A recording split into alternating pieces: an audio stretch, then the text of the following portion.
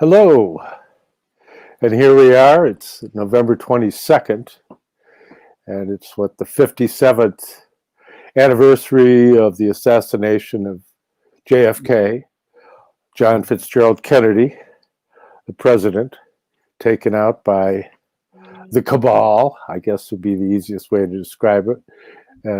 But we're not going to get into that today, other than that we're going to be once again coming to terms with understanding what kind of antidote we might find that we could have recourse to in these crazy times to be able to give us some sense of fulfillment, that we're meeting destiny on a positive note.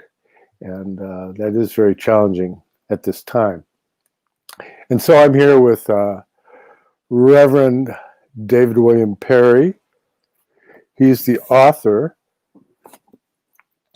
of a collection of poetry, Shakespeare-esque in a sense, Caliban's Redemption, and The Grammar of Witchcraft, which is a Shakespearean study, and his major work, Mount Athos Inside Me, Essays on Religion, Swedenborg and the Arts, with a foreword by Daniela Hadi Irandust. And it's quite an acclaimed book in scholarly circles. And David happens to be a fellow of the Royal Asiatic Society as of late. And so we tend to, what do we have here? Oh, yes, the Journal of the Royal Asiatic Society. So you're right in there with Sir Richard Burton and all those unusual characters that one tends to find within the annals of Brittendom. And as for myself, I'm the author of Arcana of the Grail Angel, the Spiritual Science of the Holy Blood and of the Holy Grail, a study developed out of the work of Rudolf Steiner, the underground streams of esoteric Christianity, which flowed from the Brotherhood of the Holy Grail to the Order of the Knights Templar and the True Rosicrucian Order. And the sequel to that, the Arcana of Light on the Path, which is a meditative study on the book of Mabel Collins' Light on the Path, that Rudolf Steiner used as the meditative tool when he was the head of the esoteric section of the Theosophical Society in Germany before he founded the Anthroposophical Society. And included in these books is a lengthy series of cosmological esoteric diagrams that help one riddle out the indications of Rudolf Steiner in light of world history, and kind of in consequence of my own exposure to Walter Johannes Stein, the great Grail researcher who wrote 9th century world history in the light of the Holy Grail, and also Ehrenfurt Pfeiffer, whose cosmological diagrams I had access to many, many years ago.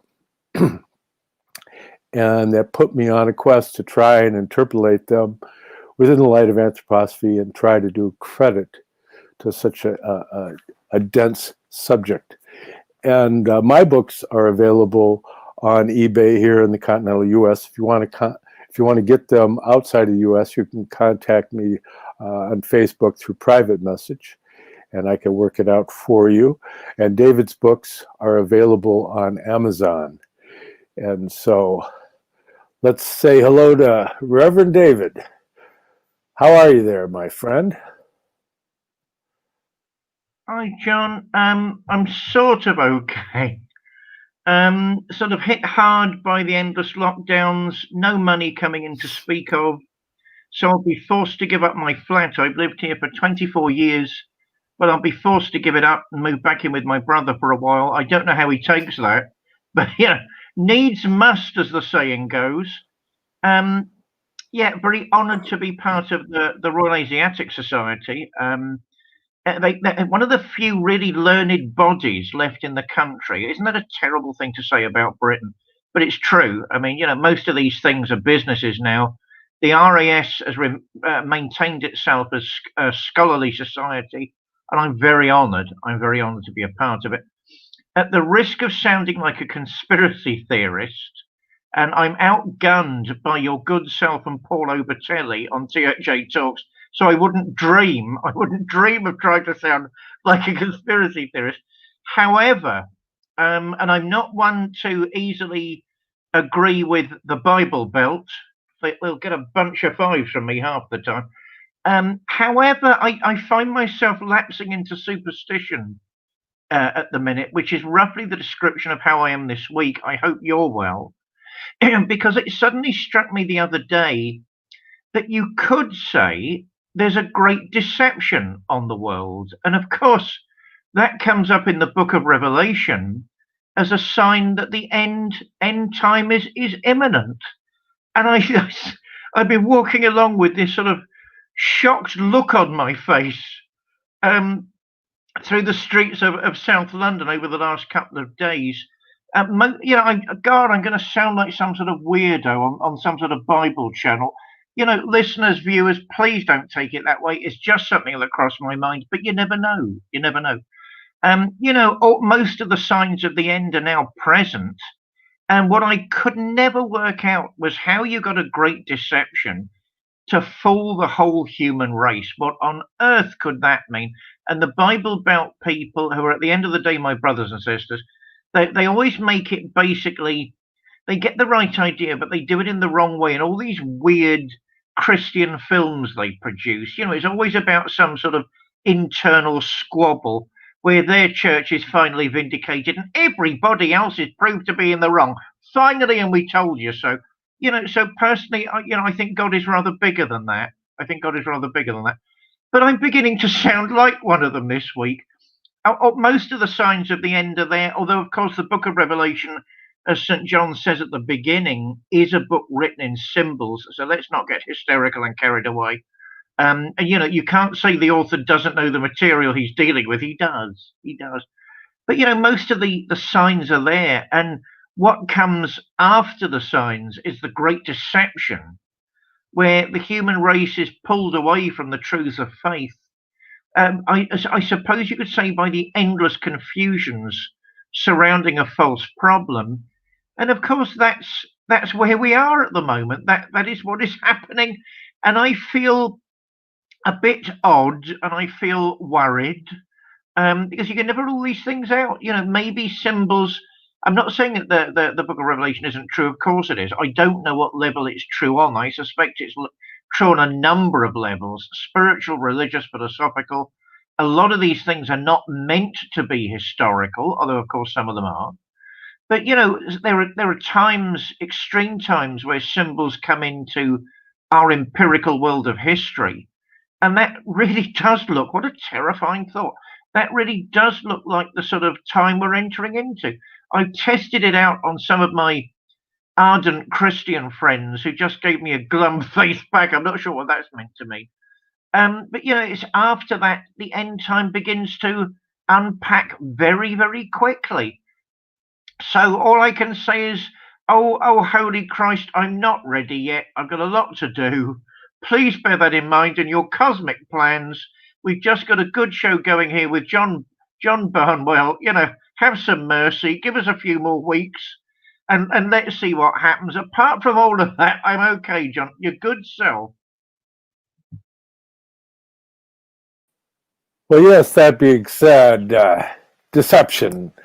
Everybody's churning around about the Dominion voting machines and the software, and with Sidney Powell coming out and Rudy Giuliani and others attempting to solve the riddle of corruption within our voting system here in the States, but it has actually effects in other countries as well, because as my associates and I over at American Intelligence Media and Americans for Innovation have been talking about this for 2.5 years. Now all of a sudden it gets on Tucker Carlson. I have no idea if I was of any influence other than that I have posted a picture that lays out the storyline of the beginning of that particular voting system in Venezuela, and how the CIA helped install Chavez in Venezuela, and it's been used to keep Banana Republic dictators in their seats of power for a long time, and they managed to take Venezuela and take the second most successful economy in South America and degenerate it down to the bottom of the pile. So this is not a good thing, especially when you throw into the mix the involvement of Lord Mark Malloch Brown, who was actually mentioned by name by Rudy Giuliani, and which is astounding. We've been talking profusely about him because he's a leading member of the Queen's Privy Council. And when you get into understanding intelligence, and then you get into all I've said about a Parliament of the Press, the first Imperial Press Conference back in 1909, with a preface by Earl of Rosebery, who was the husband of Hannah de Rothschild, the heiress of just a massive fortune, she being the richest woman in the world at that time, other than maybe the Tsarina of Russia, because the Tsar and the Tsarina owned everything over there. And but other than that, in getting into understanding some of these things is critical. So you can go to those sites, American Intelligence Media or Americans for Innovation, and you can just do searches, and we have primary documents and so much more of the details. But that being said, I have endlessly for the 2.5 years or so been sharing the information regarding that. You can go to my Twitter account, John Barnwell 888, at John Barnwell 888, and you could see parked at the top, I have a Crown Gate thread there that gives you an outline of a lot of the details we've been able to unearth.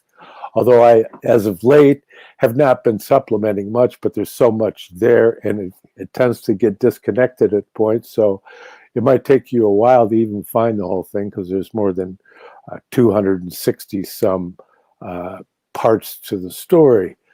But in that telling, there's been a lot of new events that have come to light. One of which is most interesting to me is that it's 57 years since John Fitzgerald Kennedy was assassinated on November 22nd. And it's interesting that just a few days ago, President Trump had activated the National Security Action Memo number 57 that was put in place by JFK to change the chain of command regarding CIA, foreign intelligence, and any kind of clandestine activities, and who they had to get approval from, that they couldn't just go about freelancing. And of course, we know what happened to JFK after he said he was going to smash the CIA into 1,000 pieces. And, he ultimately was the ultimate insider, because when you get into this Parliament of the Press, the Imperial Press Conference in 1909, you'd see that was born out of an impulse that came through the Pilgrims Society that we talk about a lot over at aimfortruth.org, American Intelligence Media, and Americans for Innovation. And that this Pilgrims Society, which is a diplomatic society that was founded in London around 1902, and with a sister organization in the United States founded in the Waldorf Astoria Hotel soon afterwards, it all becomes very, very interesting, because JFK's father was the ambassador to England. And so he was a member of the Pilgrim Society. And so from childhood, John Kennedy had been exposed to these kinds of interlocking exchanges between Britain and the United States. And he was not happy with certain things that were coming out of that impulse and affecting the sovereignty of the United States. And it's a very interesting study because we have a long history with British, shall we say. I mean, you have the Revolutionary War, which we defeated the British army, but the king never surrendered. People don't realize that. And of course, the contractual relationships between the states and the various corporations that were in control of them were still holding the debt of those colonies after the Revolutionary War of 1776. So it's a complicated thing in which there was an attempt to solve it through the efforts of John Jay and in developing the Federalist system, and you can research aspects of that in the Federalist Papers and the Anti-Federalist Papers that nobody ever talks about. But when you get into Hamilton and that whole idea of that we had to come into a more structured idea of the federal government, whereas his opponent being Thomas Jefferson, who thought that it was very important to emphasize the autonomy of the states. And so here in the US, we have an interesting threefold system of government, which creates a balance of power, which thereby curtails the excessive acquisition of power by any individual, because you have the executive branch, and then you have the judicial branch, and then you have the Congress, the third branch, with the House of Representatives and the Senate. And so they all have checks and balances against each other so that none of them are able to really run away with the whole thing. Of course, later in the history of America, there were certain agreements that were put into place, largely the corporatization of America, which was something that developed out of this whole corporate understanding of the world. So there is a layer of corporate activity that is like a net over the United States. But consequently, yes, I said that word, but consequently, in current time, we have a populist uprising here in America that is actually much bigger than people might realize, as revealed through what's the tally of the voting in this recent election. But with the situation as it stands at this point, the military raided the servers of Dominion in Frankfurt, and it was Sidney Powell who said, but she didn't know whether the servers were now in the possession of the good guys or the bad guys. It has been verified, and President Trump's people have those servers. They're probably right now in the high security basement of the White House, being analyzed as we speak. And as she was so adamant in speaking about it because of what she went through with Tucker Carlson kind of trying to bully her into giving more information, even though she'd done a massive press conference with Rudy Giuliani and Victoria Tensing and the whole circle of people surrounding her. But she's very, very confident, but you could tell she's shaken. I mean, she's literally quivering from the realization of the level of corruption that is being revealed. And but she says we have more evidence now than half the prison population is imprisoned on. And she also says that when the votes are really audited and the real votes are counted, Trump will win. He is the president and he is in charge of this country. So, and here on social media, I don't even know if I'm allowed to say that. So that's basically where we stand at this point. But I thought we tend to go into the cultural exchange here. So I kind of got pulled into that like everybody. It's what everybody's talking about, because that's really what's going on, and it's coming down to the wire.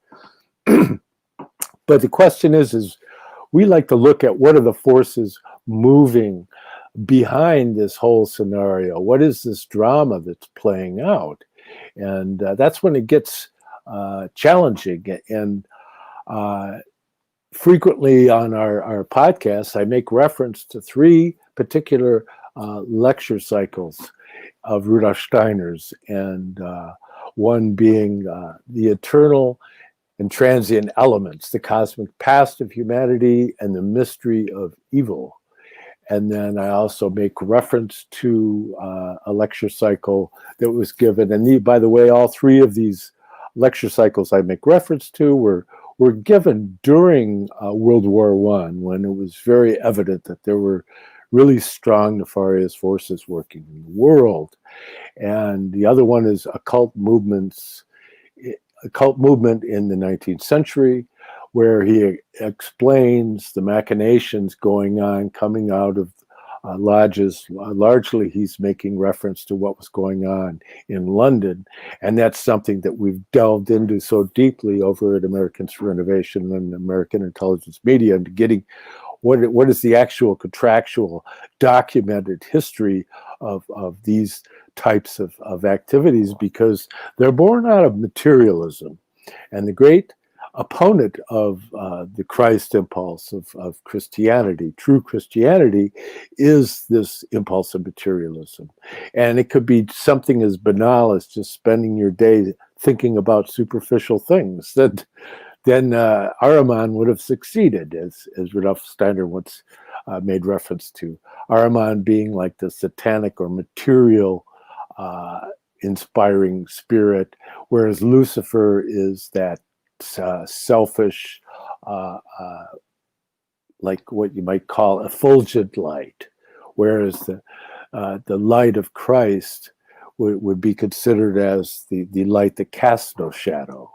So, but take heart in the indication of Rudolf Steiner that Christ is infinitely more powerful than the adversaries. So that's an important point to make. And at this point, we've probably shaken off most of the materialists, and they think I'm a wild fool, and that's good. I consider that a compliment. But that being said, when you start taking these things, you can explore them in many, many different directions. David here, for example, is a poet, and he works within theater and has written plays and produced in plays, acted in plays. And that's one of the great cultural gifts of England, is theater. Just as I've made reference before, different nations in Europe tend to have a prominent role in various cultural impulses. So you have architecture and sculpture in Greece, in Italy, you have opera, in France, you have ballet, and in England, you have theater, in Germany, orchestral music. And of course, they're all involved in all of it, but I think it's clear to see that there is definitely prominent role played by these various cultures. And leading back to Shakespeare, the actor Shakespeare and the Shakespearean plays, which really are such a concentrated cultural expression. And Rudolf Steiner does make the point.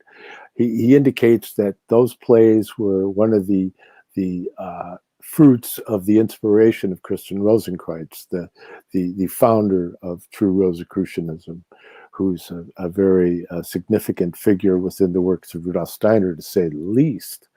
And but in trying to come into this, just this morning, we don't plan these talks. I don't know if anybody realizes that or not, but we just kind of roll with it. And as I was thinking about it, I started thinking about a friend of mine, Tibor Zaz, who's a Romanian friend that I got to know when I was the manager of the Mayflower Bookshop in the Detroit area, which is the largest metaphysical, occult, and holistic bookstore in the world. And I was a manager there for through the late 70s into the 80s. And but I got to meet Tibor Saz because he went to the Waldorf Institute of Teacher Training that was nearby in Southfield, Michigan. But he did a study that was published as Liszt's Symbols for the Divine and Diabolical, their revelation of a program in the B minor sonata, which was in the Journal of the American Liszt Society, issue 50, 1984. And I put a link of that particular article below the YouTube presentation of this video.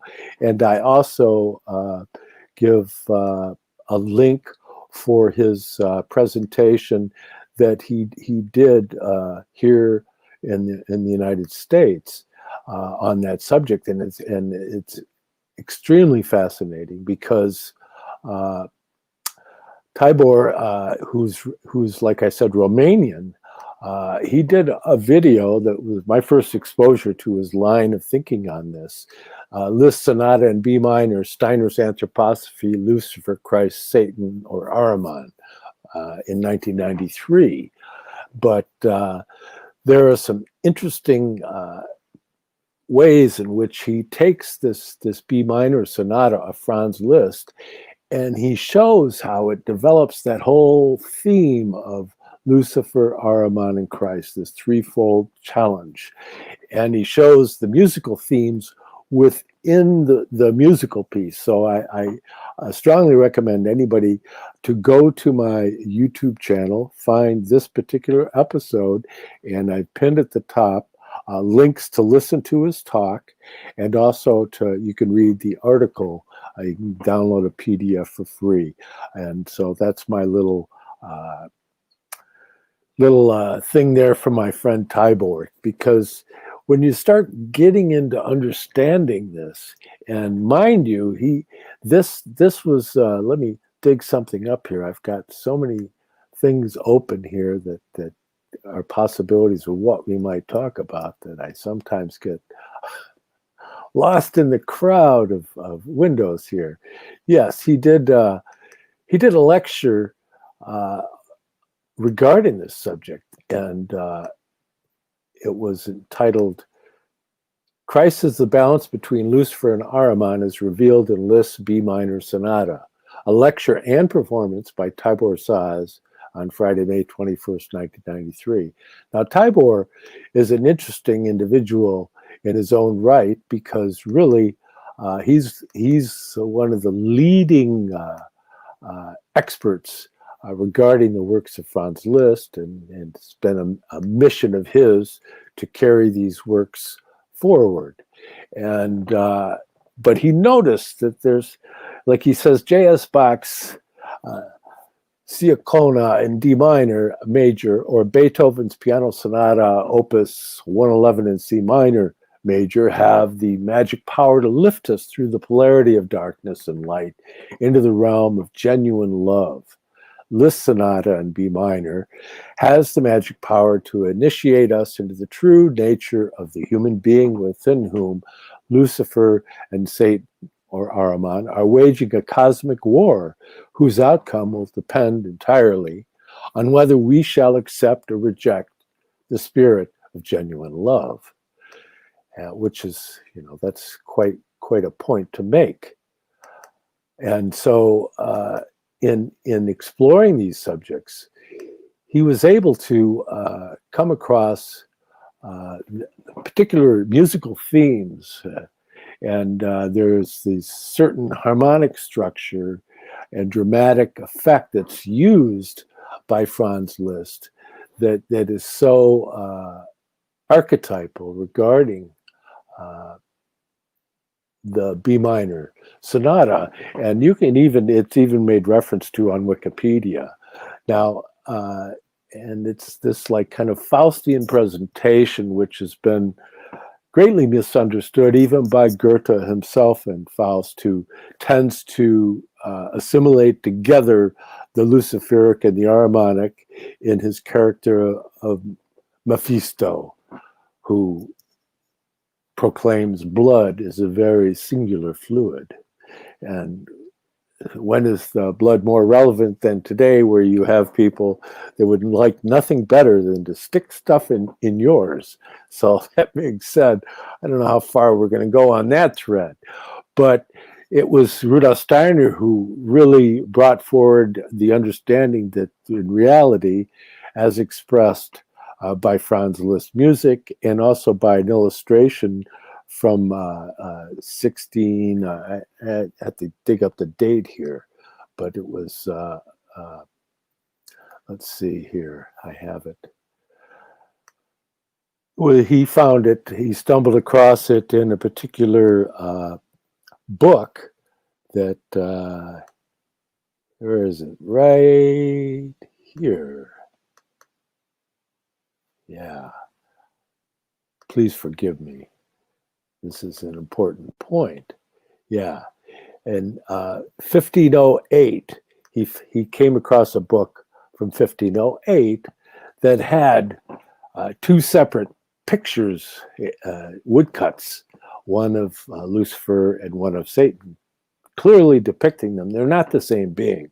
And part of the confusion from this cosmic war is it helps them if you can't make the distinction, because it's two completely different principles, being that Lucifer would rather have us dissolve into a ghostly existence, whereas Ahriman would like us to harden into this just material thing that you could see being represented actually by people like Ray Kurzweil, who think that we should become bionic beings. So it'd be much better than being these carbon units, that we should become silicone-based consciousness, which is really, really peculiar. But when you're a materialist, you don't have recourse to very much other than the mathematical laws of material existence, which misses out on the whole spectrum of levels of being, the multiple states of being, as René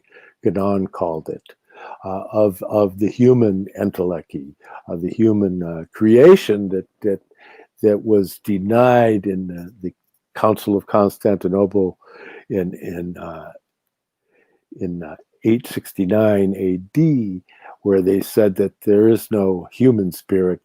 A human being is just a soul in a body, could have certain spiritual qualities, but we didn't have a human spirit, as in the Pauline sense, where you have a human being expressed as spirit, soul, and body.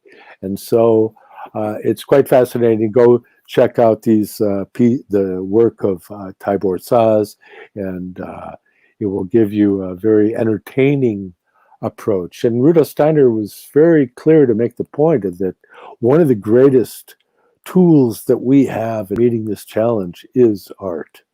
And all the creative impulses through all the various arts can help to bring about balance, because the challenge is finding balance, not eliminating the adversary like so many people want to do. They want to go somewhere and they want to crush whoever opposes them, right?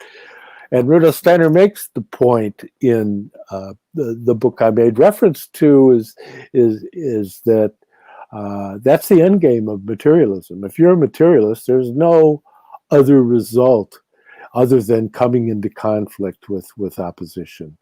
That it doesn't resolve itself in that higher nature, because that higher nature is love. I must get more skillful at going to the unmute button. Oh, gosh, every time I hear about carbon units, I keep thinking of Elon Musk and Star Trek, which of course was on the first series when I was a kid. And there was always something silicon that looked very rubbery, running up and down sort of corridors and caves and attacking Captain Kirk. I remember that. And it was always given a good seeing to by the end of the episode. So Oh gosh, I think we need to accentuate the positive and the human. It's not all that bad. It's not that bad. Gosh, you mentioned so much. I'm not sure where to begin.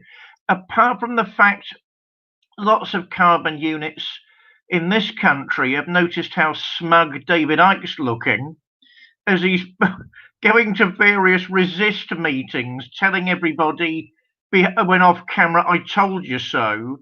So the level of smug in both sides has gone off the scale in this country at the moment. Though of course I noticed Ike loved you, David, loved you, but you never miss a trick, do you? You know, it's always said he's got more smarts than most of the people in Westminster. They say it on camera. He never does. He's never caught saying it on camera. He says it to the people in earshot at these meetings. So, and then you see him as the great sort of defender of freedom. But you know, credit where it's due. I mean, he was talking about all this years ago, and it's a little terrifying. And at the end of the day, I don't know, I've always had him down as sort of a British free thinker, you know, a sort of well-known commodity in this part of the world. You know, I might be right and I might be wrong, but I will have my say. And that needs to come back a bit more. That needs to come back in the sort of endless consensus that rules both political parties here. Because they've all been to the same schools, they've all been to the same universities, they've all been trained in the law. I mean, less and less are they trained in anything else now. So the whole of Westminster is just lawyers scoring points off each other. And, you know, so was it the Liberals or the Tories or Labour? Oh, sorry, no, I'm so fuzzy now, I can't work out the difference anymore. That's the state of Britain at the minute. I suppose when I'm talking about the Great Deception myself, I'm sort of aiming at this pandemic, which is being manipulated in various parts of the world by the authorities who should know better. Sorry, aren't you meant to be elected representatives? You know, not telling us what to do and looking forward to the fourth industrial revolution. You're meant to be representing us. That they need to be reminded of that. But so, I knew you'd do that. I knew you'd do that. Yeah, that awful man. That awful man. That seems to have biblical status in Westminster at the minute. You know, with Hancock, who seems to have a god complex anyway. Do you know you don't know what the future is, Hancock? Just live with it. You don't. You know, and all these endless pushy, moody people that Johnson surrounded himself by. And of course, it's all creeping out now that this present administration is guilty of the most abject form of cronyism imaginable, where they're all making huge amounts of money and giving themselves and their mates very lucrative contracts. I'm sorry, this isn't politics. This is nothing responsible. It is reprehensible. It's nothing noble. You know, you people really need to resign immediately.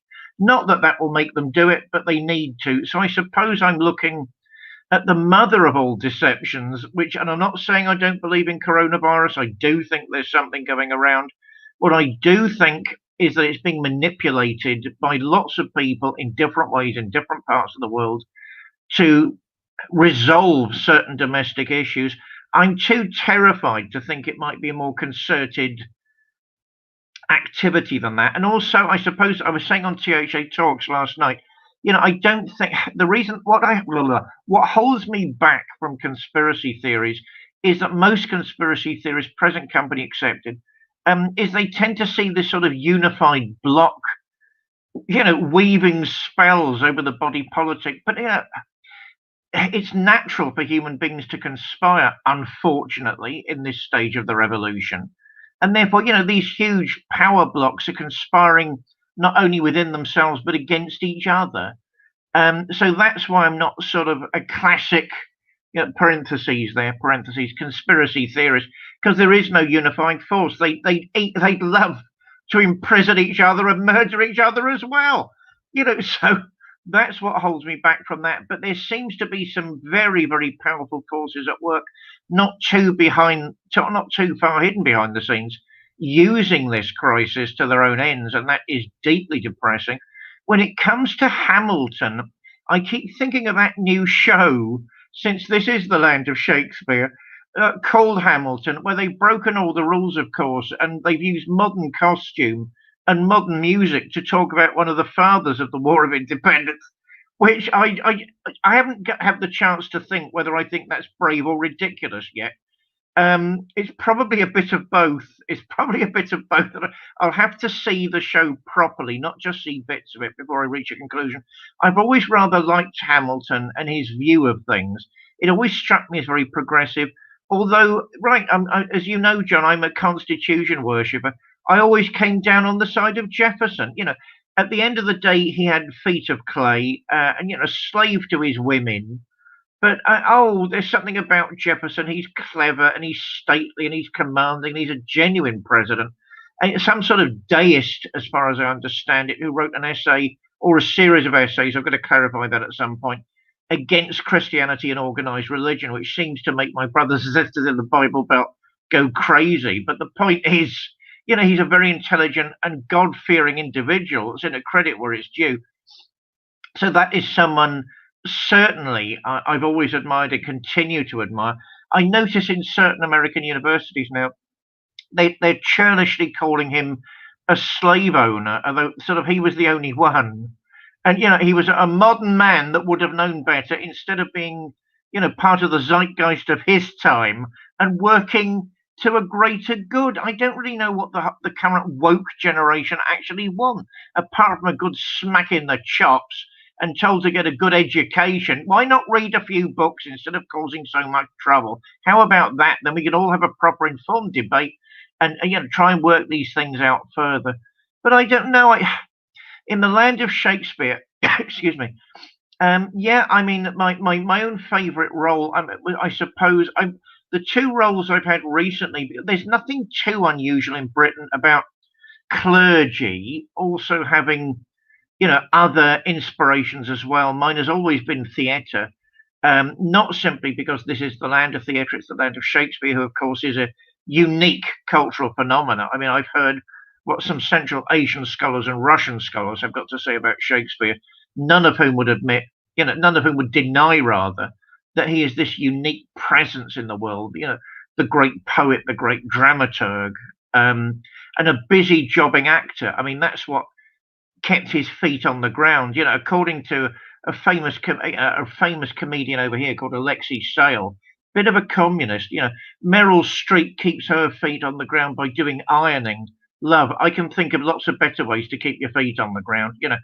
But Shakespeare kept his feet on the ground by being a busy actor, director, producer, and playwright. So that keeps your feet on the ground. I hate doing all of it on a personal level. Just to round up with a bit of personal info, I've directed a couple of times. I absolutely hate it because it's just pure business. I'm beginning to get sick of directing because if you're in a room of egos, all of whom know they're the star of the show, it gets a bit wearing after rehearsals. Rehearsals are normally 3 to 4 weeks, sometimes shorter, but it gets a bit wearing. So I've done all that. I do write plays. I'll be staging my first one-man play next year on Beowulf. And I don't want to talk about it yet because it's still under production, I suppose. But, the roles I've played recently, the ones that stick out, was I was actually Alfred Hitchcock. And there are people in a play called Hitchcock Homage by Nick Pellas, which I loved. If you see photographs of me a couple of years back with my head shaved, yes, darling, I am method. I had my head shaved to look more like Hitchcock. I don't know if it worked or not, but it seemed to be the right thing to do at the time. And what I had to do was make this histrionic speech at the beginning and walk through the middle of the play, sort of condemning the characters as I went through. It was great. I suppose that said, my favourite role recently has been in Viktor Sobchak's, the best Russian impresario in the country. His version of The Idiot by Dostoevsky, where I played General Volgin. I know I played him as a bit of a drunk. Certainly in the book, he's there. It's a noble family that's known better times. They're short of a bob or two, since we're speaking about the Tsar and the upper classes in Russia. So, of course, you don't stay at the top forever. The Volgins were a noble family. They're sinking down the tree. And so they're taking in lodgers, which is, I think, a sign that they need a bob or two, a ruble here or there. So I played him as this sort of eccentric romantic drunk. And I thought that works, but he was the sweetest character I've played in recent years. It was against my dear friend Lucian Morgan's General Epanchin. So there are two generals of note in Victor Sobchak's version of the play. General Epanchin is the serving general, and he's the most monstrous man imaginable. There are rumors. If you read between the lines, he's probably involved in drugs and child pornography. Now, how about that for ahead of its time for Dostoevsky? And the man is just convinced he can do whatever he wants. I'm the serving general. I can do whatever I want, which is juxtaposed to the much more romantic and much more humane Evolgin, who I played. So all of the tensions of the modern world are still there. But yes, theatre and the arts are not only humanizing, they're inspiring. They make us more than the sum of our parts. And I think we need much more recourse to that in the years ahead if we're to just remember the world isn't entirely dark and constrained and restricted. Certainly in this country, there are vested interests that now actively want people to simply consider themselves as bags of chemistry with no more value than that, and they can be treated appropriately. People forget, that does sound cool and hard and hot, but actually, hang on, let's take a step back and think what it means in practice. I've got more power than you. I'm in a government. I've got soldiers. You'll do what I want. And there are no higher order values to stop me. Let's make sure that we don't forget moral discourse or reframe it to such an extent that it's no longer meaningful. Therefore, I don't really myself want to become a silicon unit. I don't want to appear in a real life Star Trek movie. I don't want to be running up and down corridors having phaser guns shot at me. Captain Kirk, keep away. You've nothing to worry about here. And I'm passing it back to you, John.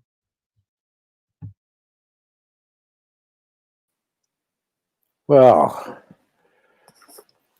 you do have a gift of gab. I'll say that, my friend.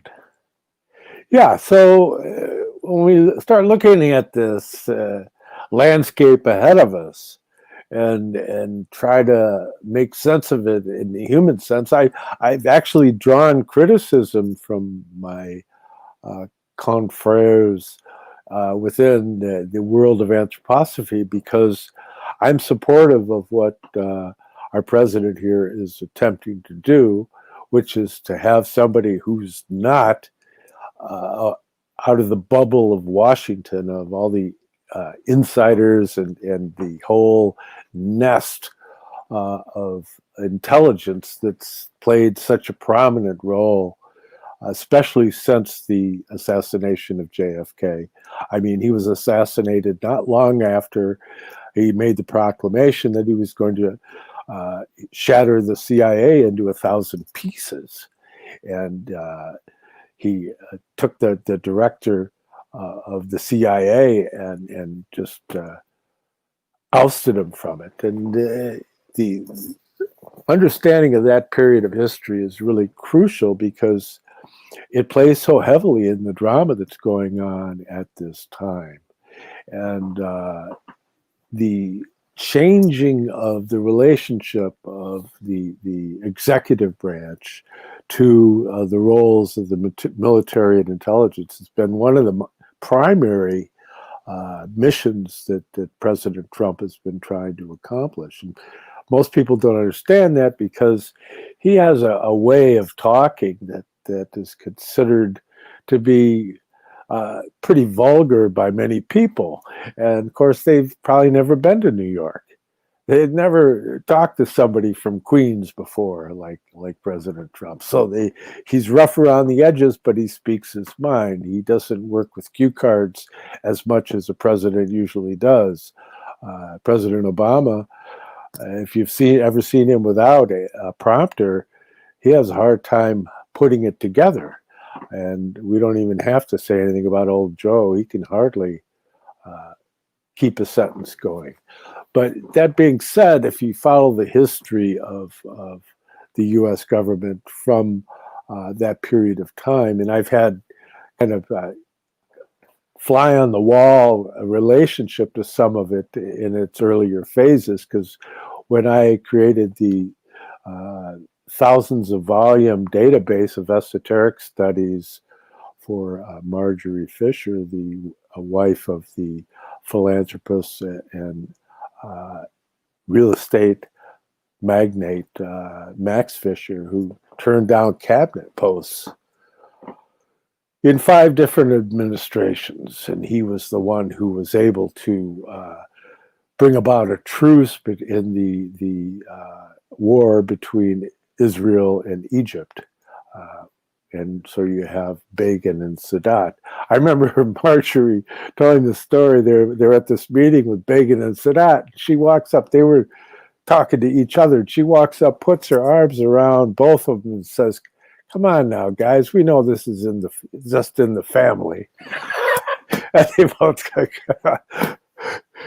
backed off. But in being in that circle and being in their house for so long, and then years afterwards, their daughter, who's a doctor of Egyptology and creating a relational database for Egyptology and Mesopotamian studies, because she can read hieroglyphics, hieratic, cuneiform. She's really into that whole thing. So, but it brought me close to a lot of interesting things, because, a lot of times I'd be over when I was working on her mother's project, the Marjorie's library. They say, "Oh, I'm sorry, but you're going to have to go because Gerald Ford and his wife are going to be here in a little while, and it would have been too much hassle to put me through security clearance." Or I'd be sitting there watching football with Max, and Richard Nixon would call on the phone. So I got to see some of those things, and also play somewhat of a peripheral role, because Robert at the bookstore used to do a lot of astrology charts for her and for the Fords and for the Nixons and the Reagans. A lot of people don't realize, but you'd be hard pressed to find a president who didn't make recourse to find out what a gifted astrologer would say. One of the most influential people in modern American history was Jeane Dixon, who was a psychic and astrologer. And so it's interesting that the supersensible, in a certain sense, plays into a significant role. I mean, Ben Franklin was an astrologer, and you get into like Barthélemy Lafont, who designed the French Quarter down in New Orleans. He had an extensive Rosicrucian library, and he was an astrologer. And the further back you go, the more you see that, like, for example, in the writings of Vitruvius, which is really the canon of architecture that was carried forward from the ancient world into the Renaissance, it's one of the required subjects for somebody to really be an architect is to be versed in astronomy, astrology. People don't realize that. They don't understand the role that these things play. And so that's what I attempted to tackle in my books, is the what you might call the astrosophy, or the star wisdom of Rudolf Steiner's work, which is in there so much, but it's not always laid out. But in getting terms to understanding architectural placements relative to astronomical alignments and all that, like you see it's the Great Pyramid or Stonehenge and all that. So I've been exposed to more of that than most anybody you'd probably meet, because of my creating thousands and thousands of volume relational databases in which you could look up subjects, and running the largest occult metaphysical bookstore in the world, so that I've had a ability to be able to synthesize a lot of these various threads.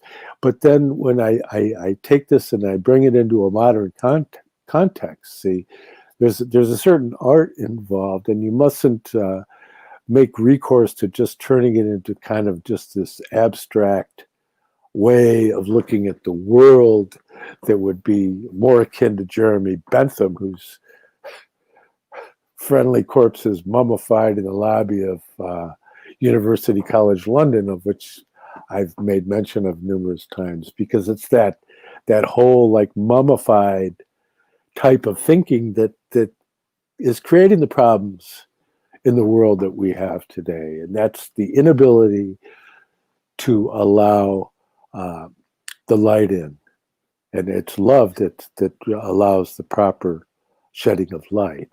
And so it's like, what did Leonard Cohen say? You know, that's through the cracks that the light seeps in, and so it's the cracks in us. It's through our imperfections that give us that humility, because you see that Rudolf Steiner made the point that the great defense against the onslaught of Lucifer is humility, and the defense against the Ahrimanic or satanic is to be satisfied with your present situation as far as your karma. Not that you don't strive to work from that, but having that mood of soul to where it's okay.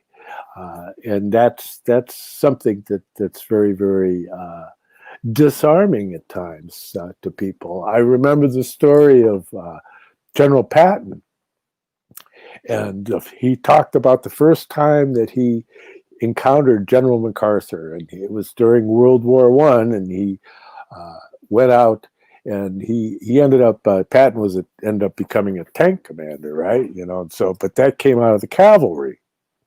But anyway, so he goes out onto the battlefield, and there's caissons flying and bombs going off and bullets everywhere.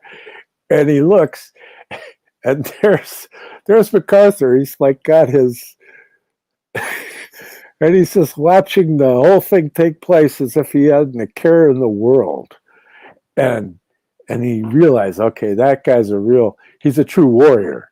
That he had this kind of sense of, because you'd think that he'd be the first thing they'd shoot at.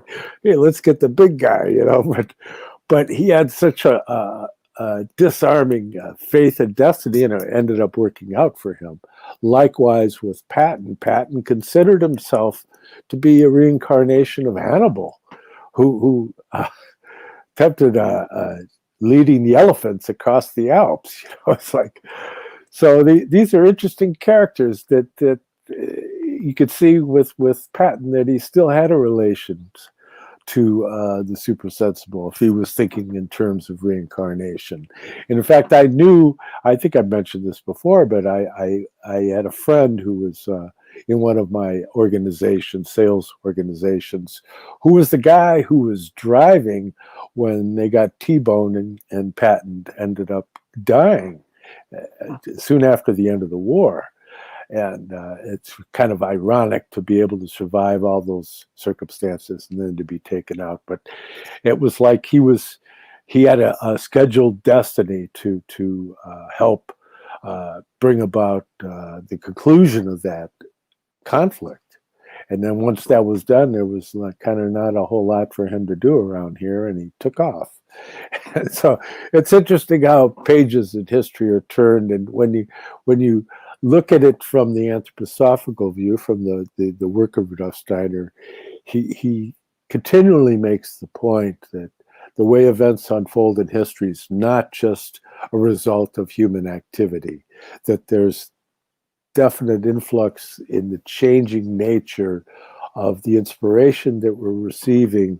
And he makes reference to the archangelic period that I've made reference to here before, that in 1879, in November of 1879, there was a culmination of the war in heaven between the archangel Michael and the forces, the Ahrimanic forces, and they were driven to earth, and they now are striving to inhabit the thought processes of human beings, which is really unusual struggle going on there, because it's playing out so strongly. And in working within the realm of the arts, we can find that we can provide nourishment for that side of us that needs to be able to be open to receiving the influx of the spiritual world. Yeah, I'm still not skilled. Every time I hear about Patton, I just keep thinking of George C. Scott in Lust for Glory, with him stood before that enormous American flag. Oh gosh, you struck all sorts of chords with me there, John. I remember talking to Curtis Charles at the Swedenborg Foundation a couple of years ago. They very kindly filmed a bit of me when Curtis was in London, and we went for fish and chips. He wanted a sort of a British experience. We went for fish and chips, and we had coffee. And one of the things that didn't end up on the program was that I said to him, well, what I've always been fuzzy about was, did Swedenborg believe in reincarnation or not? And Curtis, who's got a voluminous knowledge of Swedenborgian materials, said, well, he never ruled it out. I mean, certainly for him, it wasn't an automatic process, but he never ruled it out. I thought that was interesting in light of the fact that there were certain people, highly placed generals on both sides of the war, that felt they were reincarnations of famous warriors, soldiers from earlier periods. I mean, you probably know more about this than I do. I mean, was it Rommel who thought he was a reincarnation of I can't remember the notable. It just struck me after reading some of that stuff that, gosh, that's like a sort of, no matter what level, no matter what plane you think about those things on, those are the thought processes of very successful and very important historical figures during that period. They are thinking those things, and it's nearly like those patterns playing themselves out again. I've had a couple of dealings with the Theosophical Society over the last couple of days, for the simple reason we're putting, as you know, on a Nephilim conference on next year. A Nephilim conference, what are the buggers? What are they? I tend to have a very sort of, metaphorical view. That's not what everybody thinks, of course. And we've got a group of speakers coming to give all sorts of angles on the materials, including one speaker who wants to talk about the Babylonian materials, which seem to predate the Israeli, the Hebrew materials, which is very interesting. There's all that going on, but it gave me the chance to start thinking about matters theosophical again. I can't remember quite where I heard that it was an Atlantean struggle that was replaying itself in World War II. And I don't think it can be ignored as insignificant that there were sort of major players on both sides of the conflict that felt they'd taken up their previous position again to battle it out with the same opponents again. I think if we're looking at reductive history, I've no access to grind for most people in the academy. Certainly, I don't think it's what it was, and that's because our societies don't value it, which is unbelievable. If they stop valuing knowledge, then everything starts to sink exponentially into ignorance. But let's face it, Anglophone societies at the moment don't really respect knowledge. They respect commerce, and they respect the type of research and inquiry that leads to increasing commerce, but they don't respect the real deal. There are no Hegels around nowadays because he wouldn't get the job nowadays. It's really that simple. Oh, yes, you're one of the brightest men in the world, but you can sod off because you don't represent any multinational interests or how to make us a few extra bucks. So dealing with the TS again, all that's been on my mind too over the last couple of days. We were going to hold the Nephilim conference at Steiner House, Rudolf Steiner House. There seems to have been a double booking there. I mean, in London, it's this gorgeous Art Deco building, and it's one of my favourite places in London. It's beautiful. And I sort of resonate with anthroposophists, like your good self and like a few other people I met along the way.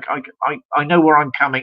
I know where everybody's gelling when I'm talking to anthroposophists. We then thought of holding it at the David Game College. My God, they can cut a good deal. tea and coffee stations open all day. You know, if I'm sorry, if you're worried about the producing of an event, you've got to think of that. And the toilets are close to the main lecture auditorium. What a miracle! So, you know, but at the end of the day, we felt, you know, we needed somewhere more significance. We're probably holding it at the Theosophical Society in Gloucester Place. And I think it was, oh God, was it Ravenscroft? I can't remember the book he wrote offhand. He was an anthroposophist who was talking a lot about the Ahrimanic materials. And you know, the name of the book was completely beyond me. It's something to do with the spear of Longinus. I can't remember the title offhand. I'm remembering that years ago. I promise I'm just about to stop, John. And thinking, you know, it's too easy to wash away the thoughts of these people because it depends what angle you're coming from. Excuse me. It could be, even if it's approached on the level of symbolism, that is saying something extremely significant about history, which simply can't be ignored. I'm handing the com back to you. Well, it's interesting you brought up Trevor Ravenscroft. And especially in light of what you're saying about the misgivings you have regarding the current state of affairs there in the UK, that you're not going to find any Hegels strolling around because they couldn't get a job. And it's interesting because really Trevor Ravenscroft was a commercial example, a commercialization of the work of Rudolf Steiner, which actually, although it was just something that he basically fabricated, mind you, he wasn't really a student of Walter Johannes Stein, like one of my mentors was Werner Glass, who was a director of the Waldorf Institute. But he was somebody who, you know, like versus, yeah, we knew the guy. He kind of floated around a bit, you know, but that whole thing about the way he approached it. The book is called The Spear of Destiny, and then he wrote a sequel, The Cup of Destiny. But Spear of Destiny became a bestseller, and it did. There were certain things that were true regarding the history of gaining access to sacred relics, and such as the Spear of Longinus. But that whole dramatization that he gives about Hitler being obsessed with it, and how, you know, that's just theater. That's your British thing. It's that commerce aspect. He was just trying to make some money selling books, and so consequently, you have what you have. Although I do say, and I agree with my good friend Brian Lynch, that the chapter on reincarnation and karma is quite a concise introduction to that subject. He actually is a good writer. He knows how to write, but it's not what anybody within anthroposophy is something that they would recommend in trying to further one's knowledge of anthroposophy, because of its fatal flaws of that it was a dramatic fabrication to a large extent. Then you see other works like Holy Blood, Holy Grail coming forward that, well, they just they have some really interesting things that they've discovered, but it's difficult to solve the riddles of esoteric Christianity without recourse to Rudolf Steiner, because he's the leading representative of that stream. And if you're not conversant in the works of Rudolf Steiner, it's almost insurmountable task. I mean, you could try doing it with some of the traditionalist authors, like my friend, who's a leading publisher of traditionalist authors, with his publications in the Perenna Sophia and the perennial philosophy outlook. But when you look at that, you go, boy, if these guys would just read a little bit of anthroposophy, they'd have such an easier time of it. Because until you can look at the big picture, it goes back to that quotation that I shared last week. of Novalis, is that in order to come to an understanding of a situation, that you have to see it in the context of all of history, and that's that macrocosmic view that can keep one from losing one's way and attempting to interpret the stream of time. And there's also the stream of space too, because in the ancient world, the various mysteries were, in a very real sense, geographical mysteries. And so if you wanted to come to an understanding of certain mysteries, you had to travel to the place to where those mysteries were present. If you wanted to access the 10 mysteries, it's like with Gilgamesh and Eabani, right? Or Enkidu or Enkidu. People pronounce it different ways, but Gilgamesh and Enkidu, and that whole idea, the journey to the Burgenland, and to be initiated into the mysteries of tin by Utnapishtim, and then you see that whole tin mystery with Joseph of Arimathea being a Phoenician tin trader and his connection to Glastonbury that we've touched on before.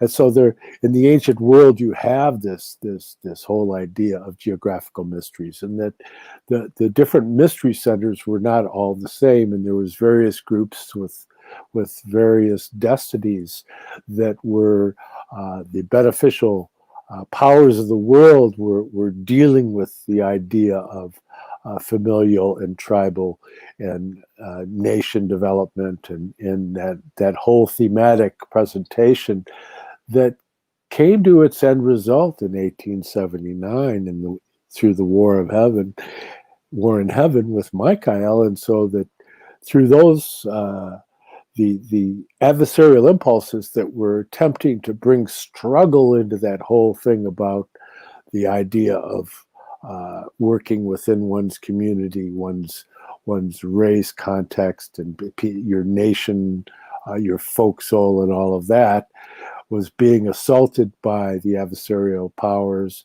But in 1879, we entered into a new period in which the individual sovereignty was the key issue, and not the central issue isn't to be what particular race or a nation or any of these groupings, because it evolved out of that, and you're meant to become a sovereign individual regardless of which group you belong to, that you can approach these mysteries because Christ came for all men, not just for particular. It wasn't just a Jewish revelation, although it came through those particular birth mysteries within the Jewish culture.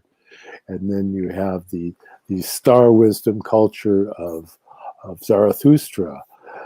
So that you have the meeting of the inward and the outward. So you have the three magi that come into relation to the Christ event, that tie into the mystery school that was during the time of Cyrus, of Zarathos, the mystery school of Zarathos, who was that great initiate, and a remnant that we have of that is the Book of Numbers, of which there's only known to be 2 copies, one in the possession of the Comte de Saint-Germain and the other in the Vatican Library, although I haven't seen it on archive.org as of yet, but I have seen excerpts from it, and so there's this whole idea of you have that external star wisdom, that macrocosmic mystery, and then you have the inwardness, that microcosmic mystery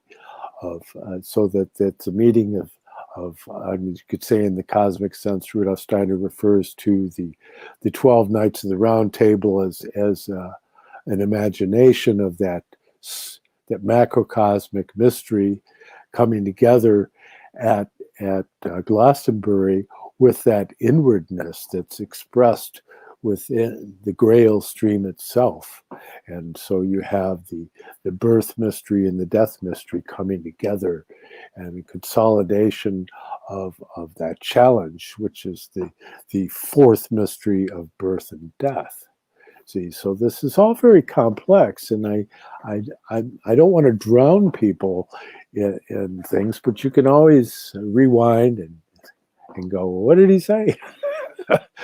And but it would behoove you to make recourse to the works of Rudolf Steiner himself, and I always provide links to the Rudolf Steiner archive by my friend James Stewart up in Ann Arbor, Michigan, and because the English works are available on there, and there's also, now that they're putting out the audio, you can listen to them on YouTube. But it's very helpful because in leaving a space where the light can get in is the important thing, and it's that principle of the heart principle, and taking this warmth of the heart and being able to bathe the higher centers in the head. That's the Grail mystery.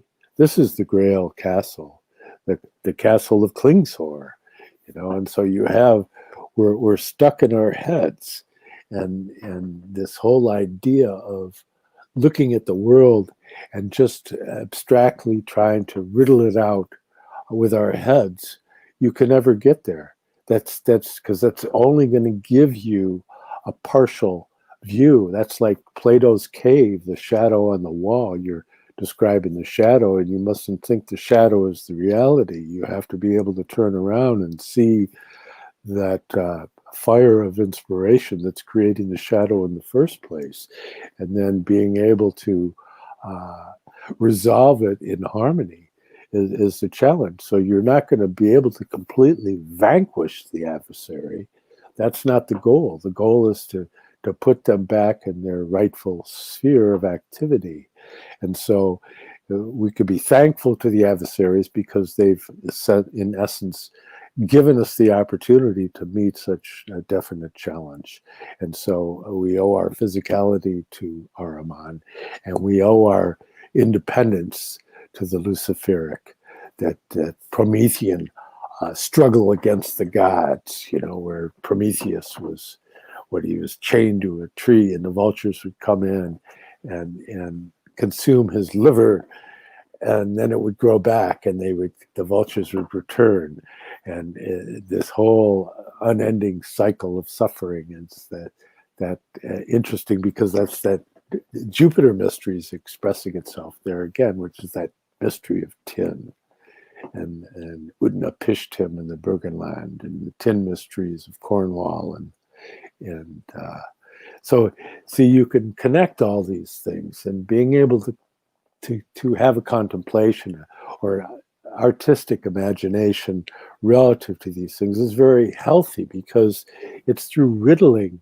and like with the developing child, to give them archetypal stories they can work on, and so later in life they can come to understand gradually.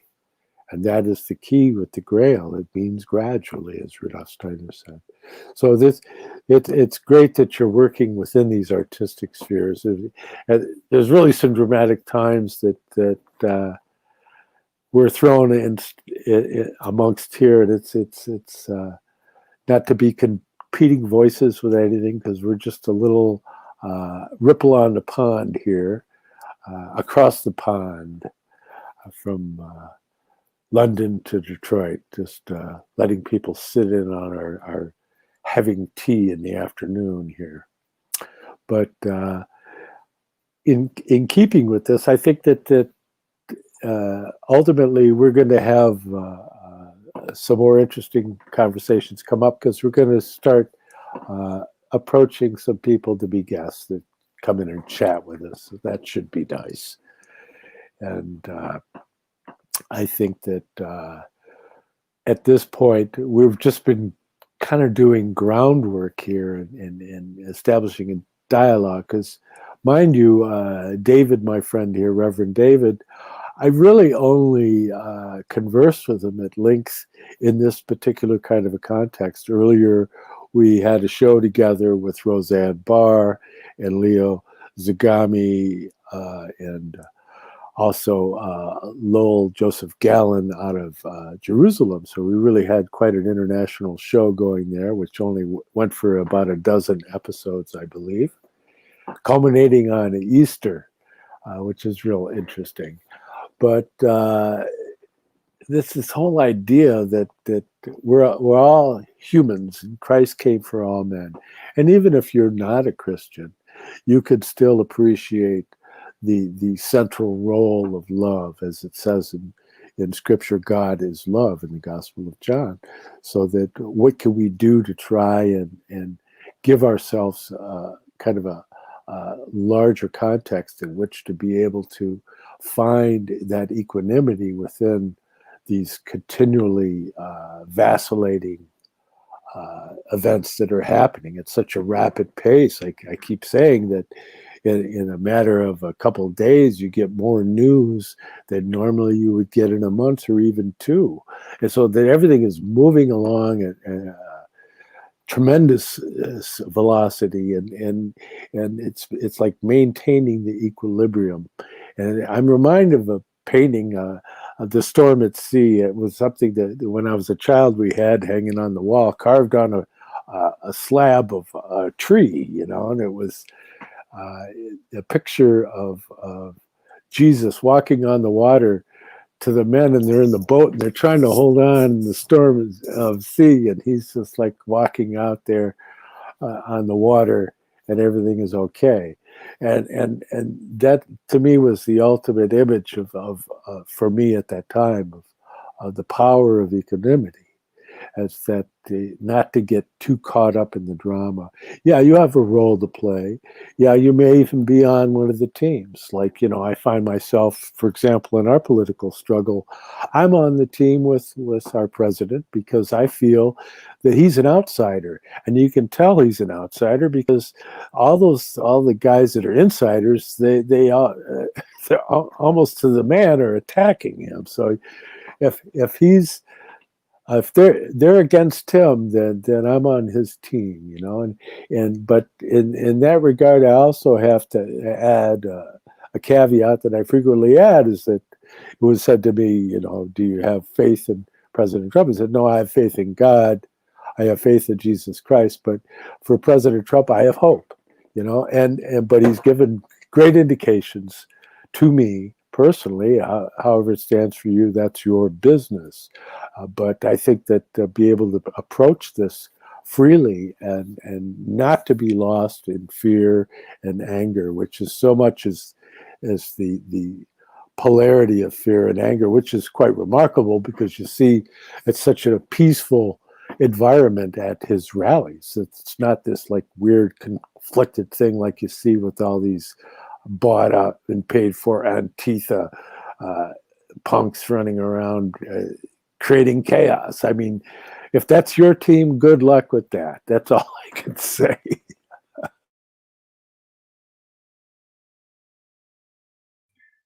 Gosh, I suppose I better keep this relatively brief. I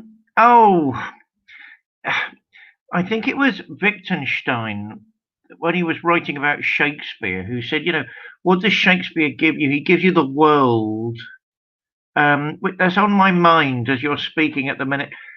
Also, for some reason I can't understand, I'm thinking of a bacon sandwich at the moment. I don't know where that thought came from, but it's now haunting me. And it is approaching tea time over here. Also, J.B. Priestley, one of my personal heroes, a performer, a player in all sorts of ways, director, playwright, a legend who had enough guts. The Germans shouldn't tell the Brits what theatre is. That's very, very dangerous. We know our ground, right? J.B. Priestley gave even Wagner a good seeing to, because, of course, Wagner thought that opera was this sort of super art, and which even included theatre, and J.B. Priestley gave him a damn good drubbing in a couple of his books, saying, look, it's just different. It's not super, it's just different. So, I mean, that's very much on my mind at the minute, particularly, I suppose, because we're we're beginning to move into, I haven't been active in theatre for the last couple of years, but it is magical and it's timely and it's needed.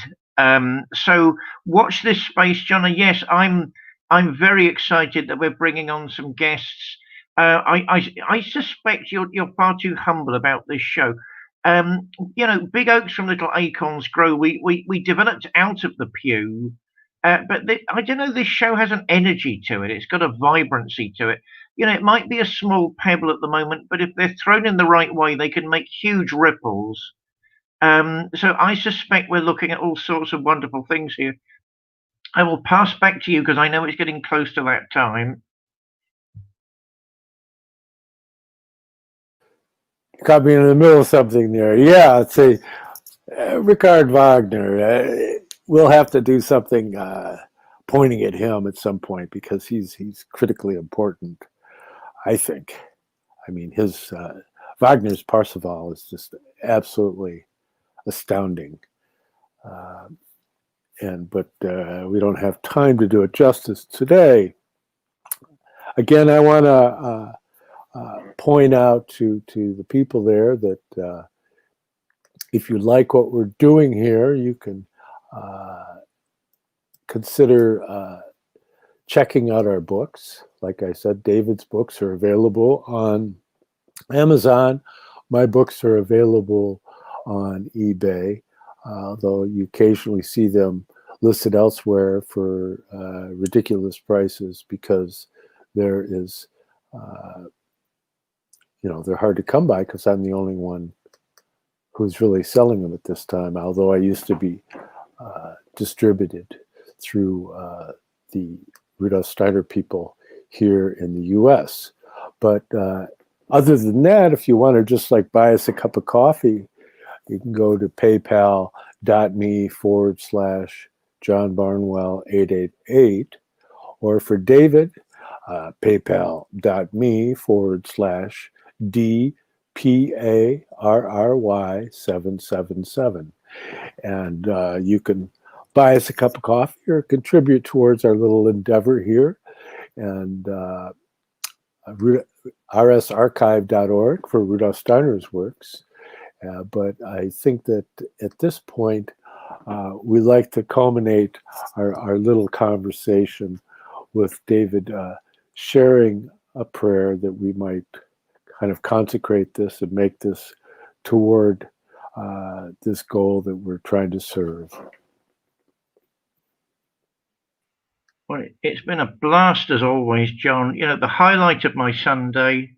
It's always good chatting with you, and this is the one time when I can sit down and chat with my chum in Michigan. My friends, my dear John, listeners, viewers, let's bear in mind that so much of life is a deception and sadly a self-deception. But that doesn't mean we're not the sons and daughters of an almighty and loving Father, a Father-Mother. Let's pray that the inner light within us all shines ever more brightly and casts away the shadows and darkness that increasingly surround us all at this time of testing. Whether this is the end time or not, we're all in this together. We're all humans. We're one great family before the throne of the Most High. And let's ask for enlightenment and ever greater love and increasing peace and wisdom in our lives and in the lives of those we care for in the weeks ahead. Amen. Amen. And for those of you that are on YouTube, it'd be helpful if you click like or click so you could follow some of my presentations. I have a lot of presentations available for your viewing pleasure. And I want to thank Reverend David once again, good old Friar Tuck, that, with Robin Hood and his merry men over there in Merry England. And I hope that you have a wonderful week, and I hope the world finds you safe so we can meet again on our next episode moving into the future. Thank you so much.